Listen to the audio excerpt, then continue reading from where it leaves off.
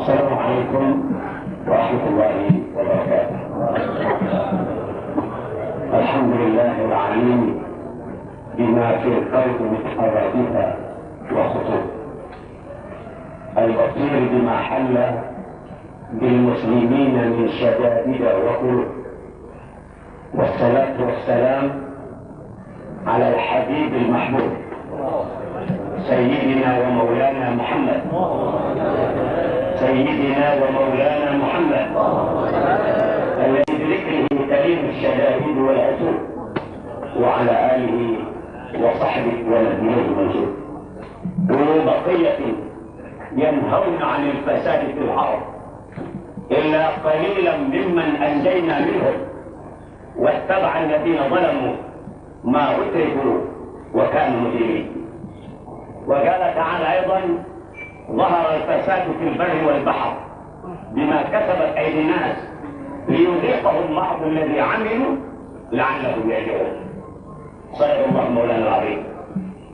Para habaib abna Rasulullah sallallahu alaihi wa alihi wasallam yang sama kita cintai dan hormati, terutama Sayyid Walid Al-Habib Al-Barakah Al-Habib Syekh Ibn Al-Habib Al-Imam Al-Arifillah Al-Habib Abu Bakar bin Muhammad bin Umar Al-Saggaf mata'ana Allah wal-Muslimin bitul hayatihi syarifah, wa Sayyid Walid Al-Habib Al-Barakah Al-Habib Muhammad bin Ali bin Abdul Rahman Al-Habsyi yang datang bersama saya dan bersama rombongan lainnya.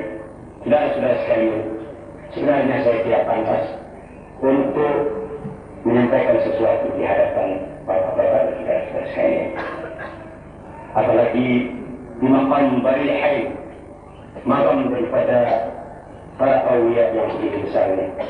Namun sekadar sumbangan dan untuk menambah keberkahan Lailatul Futuh wal Muluk والرسول وطابة النسول وصلاح الجسد والروح.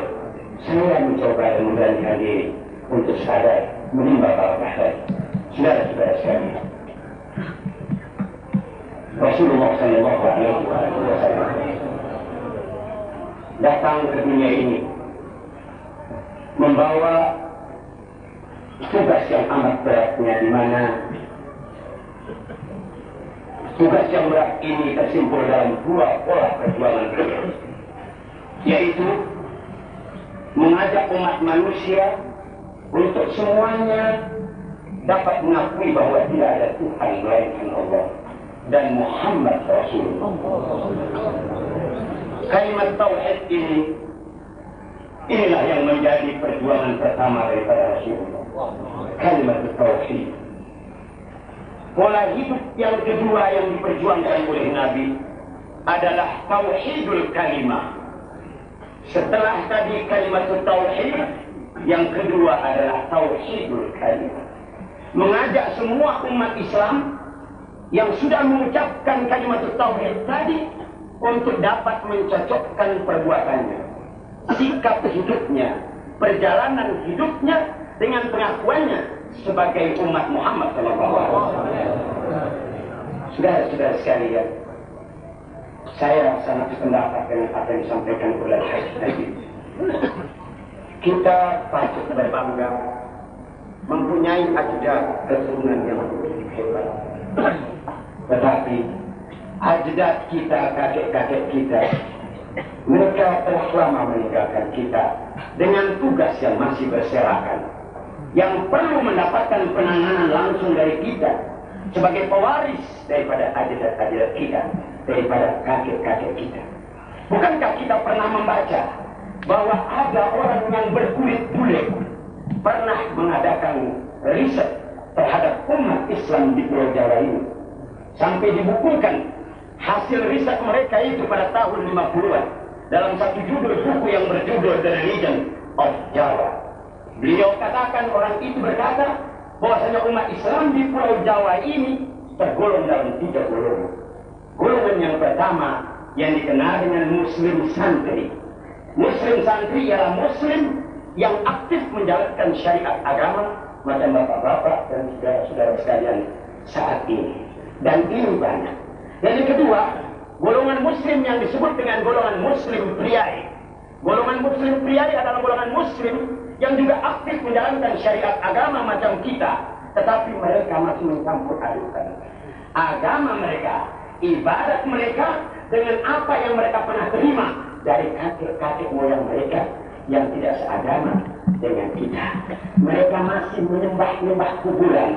Saudara, sehubungan dengan ini, ada sementara orang yang mensamaratakan kita ini dengan mereka-mereka yang mentuhankan itu kuburan. Dianggapnya kita ini kalau datang ke makam-makam karamah, makam-makamnya aulia, macam ke makamnya Al-Habib Abu Bakar bin Muhammad As-Segaf ini, mereka menganggapnya kita ini mentuhankan para aulia. Saudara-saudara, kita ini kenal Tuhan. Dari sejak kecil kita kenal Tuhan.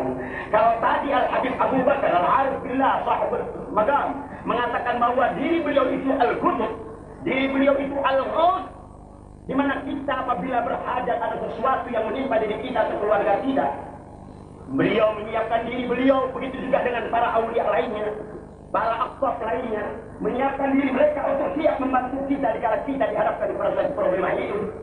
Mereka mengatakan, kami siap, sebut kami, panggil kami akan hadir.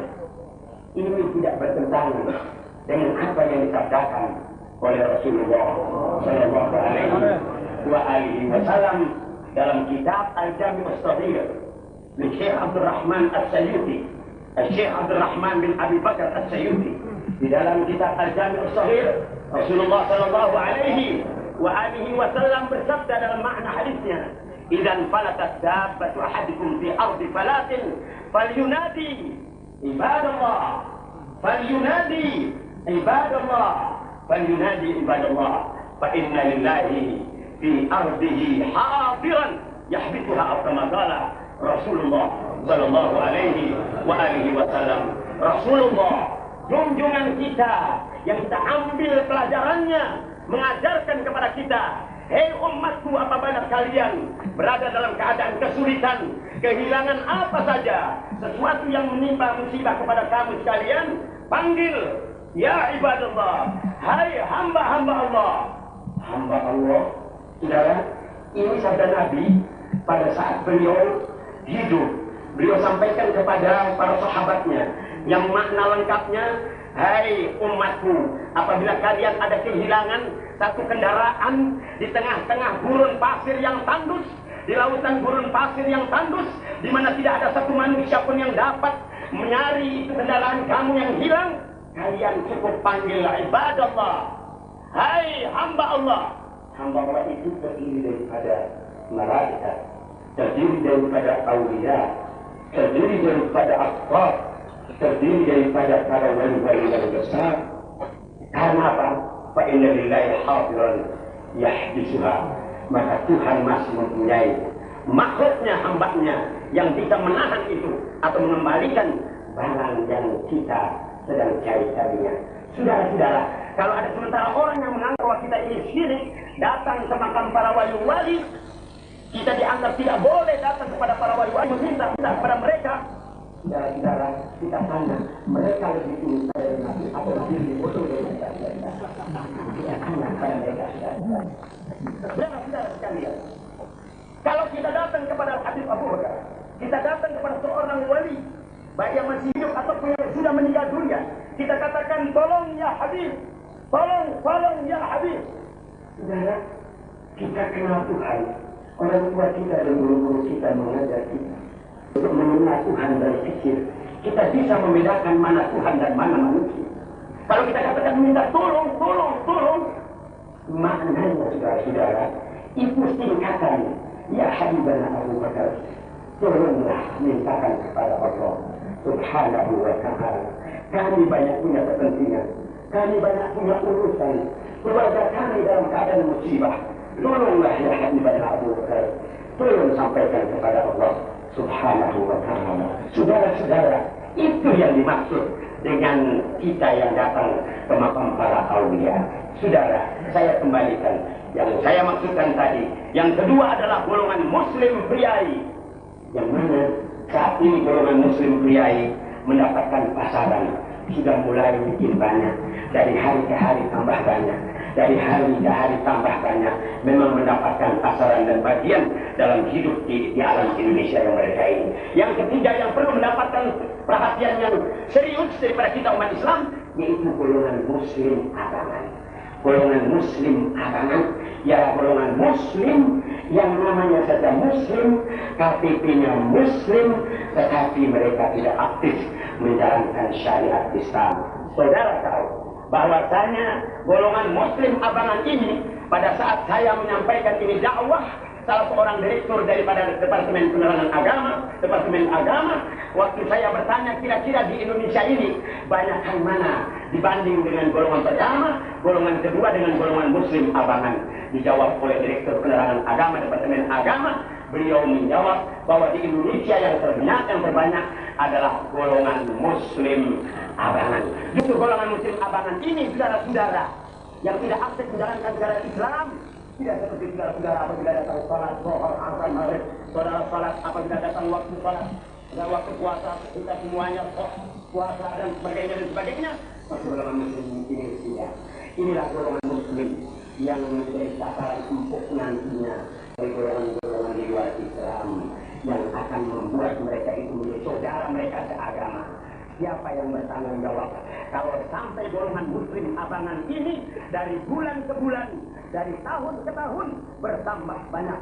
Kita para habaib abna Rasulullah sallallahu alaihi wasallam yang pertama-tama yang akan bertanggung jawab di hadapan Rasulullah sallallahu alaihi wasallam. Oleh karena itu saudara-saudara sekalian, perlu kita perhatikan tidak dari apa yang diucapkan oleh Imam Tantawi Jauhari, para habaib umat Islam, mari miliki harta yang sebanyak-banyaknya. Utlubud dunya lil akhirah. Cari dunia untuk akhirat. Karena sesuatu perjalanan beragaman, sarana agama, mau membantu yatim piatu, rumah pesantren, rumah sakit, dan lainnya dan lain-lain sebagainya, tanpa mal, kata Sayyidina Ali, al-mal ruhul a'mal.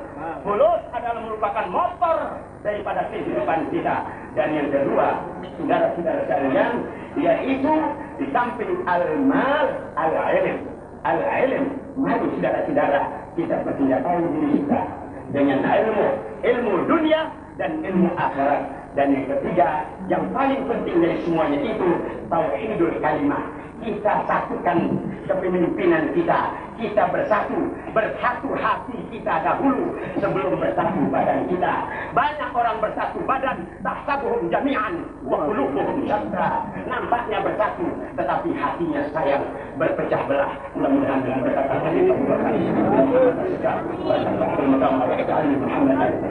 Allah Ta'ala persatukan hati kita dengan Islam. Assalamualaikum warahmatullahi wabarakatuh. Kesehatan dengan segala hormat wali Habib Nawfal bin Salim bin Bidan dari Jakarta untuk